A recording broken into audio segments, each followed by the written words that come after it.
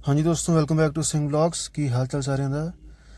ਅੱਜ ਦੋਸਤੋ 4 ਮਈ ਨੂੰ ਬਾਬਾ ਜੀ ਨੇ ਪਰੋਰ ਵਿੱਚ ਕੁਐਸਚਨ ਆਨਸਰ ਦਾ ਪ੍ਰੋਗਰਾਮ ਫਰਮਾਇਆ। ਕੁਐਸਚਨ ਆਨਸਰ ਕਰੀਬ 1 ਘੰਟੇ ਤੱਕ ਚੱਲੇ ਤੇ ਉਸ ਤੋਂ ਬਾਅਦ ਦਰਸ਼ਨ ਵੀ ਹੋਏ। ਕਾਫੀ ਜ਼ਿਆਦਾ ਸੰਗਤ ਪਹੁੰਚੀ ਹੋਈ ਸੀ, ਦੂਸਰੀ ਸਟੇਟ ਤੋਂ ਵੀ ਸੰਗਤ ਆਈ ਹੋਈ ਸੀ। ਪਹਾੜਾਂ ਵਿੱਚ ਮਾਹੌਲ ਬਹੁਤ ਵਧੀਆ ਬਣਿਆ ਹੋਇਆ ਸੀ, ਸੰਗਤ ਵੀ ਕਾਫੀ ਜ਼ਿਆਦਾ ਪਹੁੰਚੀ ਹੋਈ ਸੀ, ਟ੍ਰੈਫਿਕ ਵੀ ਜਾਮ ਹੋ ਗਿਆ ਸੀ। ਬਾਕੀ ਅੱਜ ਜੋ ਸਵਾਲ ਜਵਾਬ ਹੋਏ ਉਹ ਤੁਹਾਡੇ ਨਾਲ ਸ਼ਾਰਟ ਵਿੱਚ ਸ਼ੇਅਰ ਕੀਤੇ ਜਾਣਗੇ। ਤਾਂ ਦੋस्तों, पहला क्वेश्चन इस प्रकार सी। एक लड़के ने पूछा था कि परमार्थ क्या है, तो बाबा जी ने उसे परमार्थ के बारे में समझाया था कि ये एक पहचान है, और भी काफ़ी उसको 2-3 मिनट तक समझाया था इस पूरे टॉपिक को लेकर, वही जो सत्संग में फरमाते हैं। फिर एक किसी सिस्टर ने पूछा था कि बाबा जी किस्मत क्या है।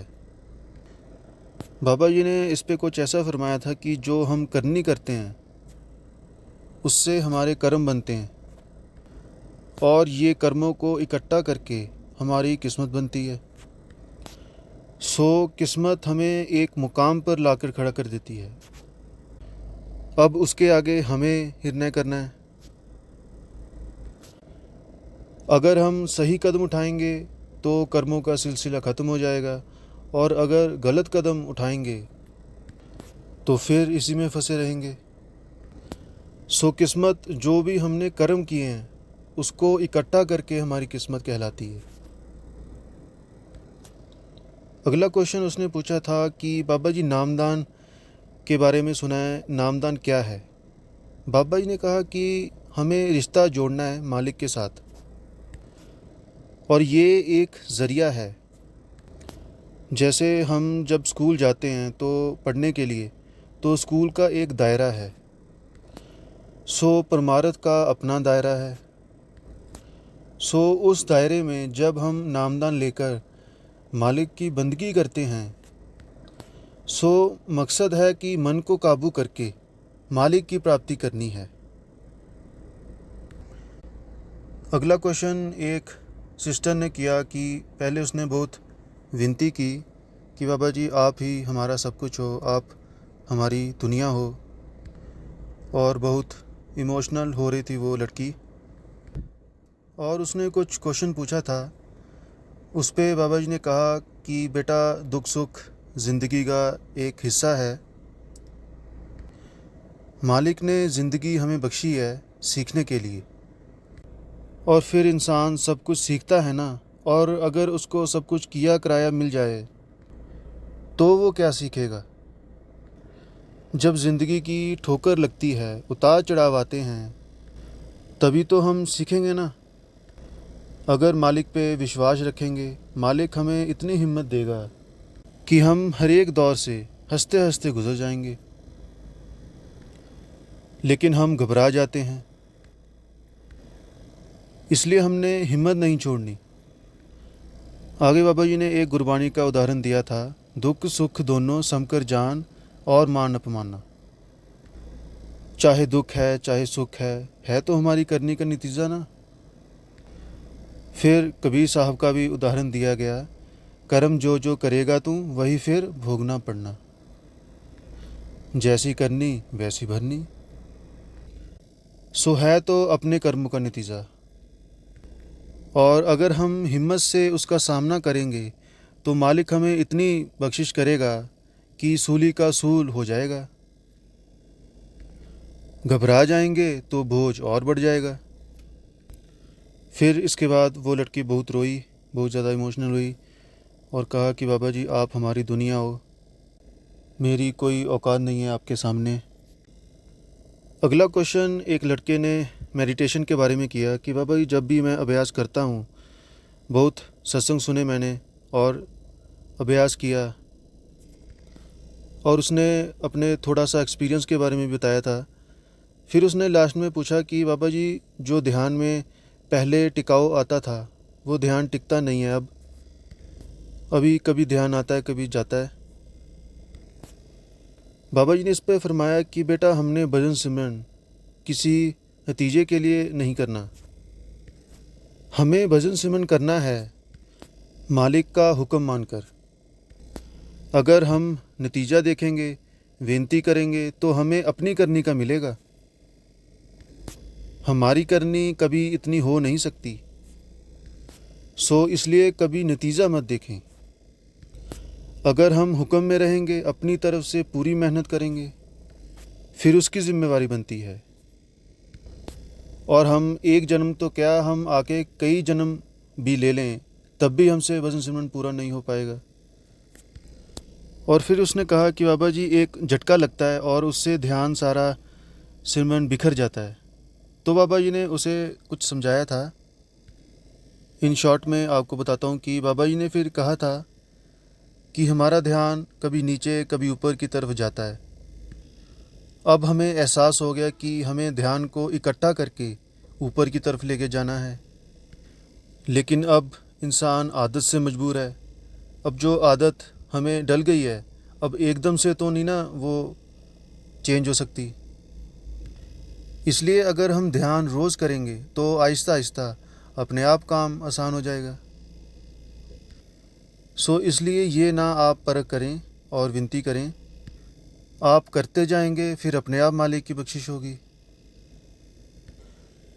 अगला क्वेश्चन उसने कहा कि बाबा जी मैं सारी उम्र आपकी सेवा में गुजार सकूं, इतनी मुझे हिम्मत देना, बख्शिश करना। बाबा जी ने फरमाया कि बेटा असली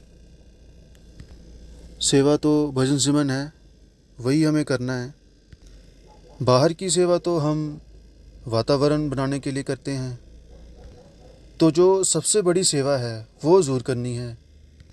बाहर भी अगर मौका मिलता है तो बड़ी खुशी से करें, पर भजन सिमरन को हमने नहीं छोड़ना। अगला क्वेश्चन एक लड़की ने कहा कि बाबा जी आप तो जानी जानो, आप सब जानते हो। बाबा जी ने फरमाया कि ये मेरे जानने की बारी नहीं है, अब आपके जानने की बारी है। तो संगत इस पे मुस्कुराई। और फिर बाबा जी ने एक उदाहरण दिया प्रोवर्ब कि अंग्रेज़ी में कहते हैं self realisation before God realisation. सो जन निर्मल जिन आप पचाता। सो ये मौका दिया गया है इंसान को अपनी पहचान करने के लिए। जिस वक़्त हमें ये पहचान हो जाएगी तो हमें एहसास हो जाएगा कि हमारी ताकत क्या है, कमज़ोरी क्या है। फिर हम ताकत का सहारा लेंगे, कमज़ोरी के ऊपर उसको काबू कर सकेंगे। अगला उस सिस्टर ने एक सवाल पूछा था, तो बाबा जी ने उस पर कहा था कि अब किस्मत में उतार चढ़ाव हर एक के आते हैं। अब अगर हम प्रॉब्लम के ऊपर ध्यान रखेंगे तो प्रॉब्लम और बढ़ती जाएगी। इसलिए सॉल्यूशन क्या है, अगर हम हल के ऊपर ध्यान रखेंगे तो सॉल्व हो जाएगा। फिर बाबा जी ने आगे उसे कुछ और समझाया कि अगर कोई कुछ कहता भी है तो आप चुप कर जाएं। अगर हम रिएक्ट करेंगे तो उसे खुशी मिल जाएगी। अगर हम बिना मतलब के बहस करेंगे, बहसबाजी करेंगे, तो प्रॉब्लम और बढ़ेगी। तो हमें हल देखना है, सॉल्यूशन देखना है, बजाय इसके कि हम बात को बिगाड़ें और प्रॉब्लम और खड़ी कर लें। अगला क्वेश्चन एक लड़के ने ज़ात पात के बारे में पूछा कि बाबा जी आजकल जो जात पात चली हुई है या जो लोग फ़र्क करते हैं। तो बाबा जी ने उसे समझाया कि बेटा मालिक ने तो इंसान को बनाया था, क्या कुदरत कभी भी हमें इन चीज़ों के बारे में पूछती है? धर्म, मज़हब, पेड़ पौधे पूछते हैं, जानवर पूछते हैं। तो ये हमारी अज्ञानता है। पुराने ज़माने में जब ये चीज़ें बनी थी तो इनका ताल्लुक़ किसी मज़हब के साथ नहीं था, इनका ताल्लुक़ हमारे कामकाज के साथ था। जो पढ़ाई करके ज्ञानी थे वो ऊपर के दर्जे में आ गए, जो रक्षा करते थे, राज करते थे, वो दूसरे दर्जे में आ गए, जो दुकानदारी करते थे वो तीसरे दर्जे में आ गए, और जो हाथ के साथ काम करते थे वो चौथे दर्जे में। फिर बाबा जी ने कहा कि अब मैं भी तो चौथे दर्जे में हूँ, अब मैं भी तो किसान का बेटा हूँ। किसान तो हाथ के साथ चलता है ना। तो इसलिए ये तो दुनिया की बनाई हुई चीज़ें हैं। मालिक के सामने कोई बड़ा नहीं, कोई छोटा नहीं। परमार्थ में कोई छोटा बड़ा नहीं होता। परमार्थ में सब एक जैसे हैं। फिर बाबा जी ने भीखा जी का उदाहरण दिया कि भीखा जी एक संत हुए हैं ना, भीखा भूखा को नहीं, सबकी गठरी लाल। गिरह खोल नहीं जानते, तांते भय कंकाल। पहचान की बात है। फिर उस बॉय ने क्या कि बाबा जी ਉਹਨੇ अपना सेंटर ਦਾ ਨਾਮ ਦੱਸਿਆ ਕਿ ਬਾਬਾ ਜੀ ਉੱਥੇ ਵੀ ਜ਼ਰੂਰ ਆਇਓ। ਫਿਰ ਬਾਬਾ ਜੀ ਨੇ ਕਿਹਾ ਕਿ ਬੇਟਾ ਹੁਣ ਮੈਂ ਬੁੱਢਾ ਹੋ ਗਿਆ ਵਾ, ਕਿੱਥੇ ਤੁਸੀਂ ਮੈਨੂੰ ਬੁਲਾਉਂਦੇ ਹੋ।